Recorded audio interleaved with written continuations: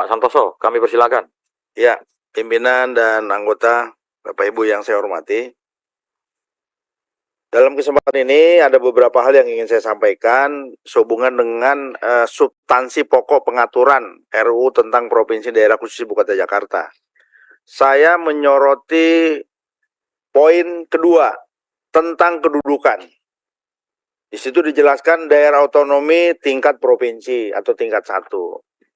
Jadi menurut saya, jika Jakarta tidak lagi jadi ibu kota, maka otonominya dengan sendirinya tidak lagi di tingkat provinsi, tapi kembali kepada tingkat kota dan kabupaten, sesuai dengan esensi amanat Perintah Undang-Undang Dasar 1945 di pasal 18, bahwa otonomi itu di tingkat kabupaten kota.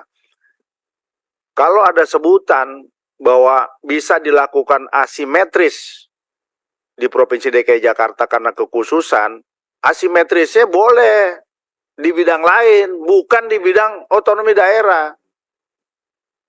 Jadi saya sangat tidak setuju, karena kebetulan saya di Dapil Jakarta, bagaimana otonomi di tingkat provinsi saat menjadi ibu kota, kita dukung karena itu jadi ibu kota. Tapi begitu tidak jadi ibu kota, maka dengan otomatis gugurlah kekhususan di mana otonominya di tingkat provinsi. Jadi harus otonominya di tingkat kabupaten kota.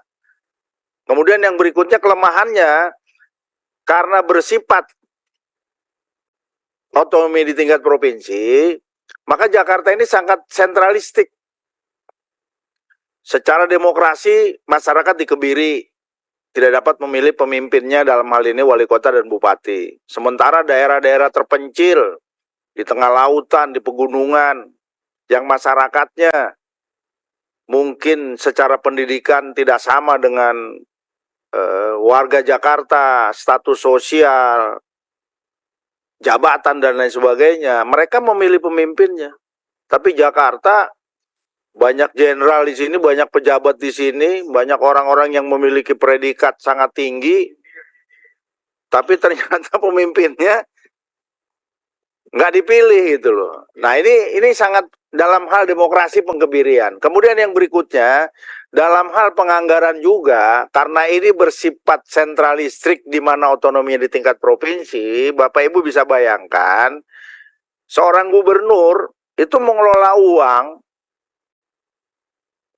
puluhan triliun, bahkan hampir 100 triliun setiap tahun, di mana setiap tahunnya juga, karena uangnya terlalu besar, akhirnya silpanya, selisih penggunaan anggaran, itu sangat besar, yang melebihi APBD di provinsi dan kabupaten lain.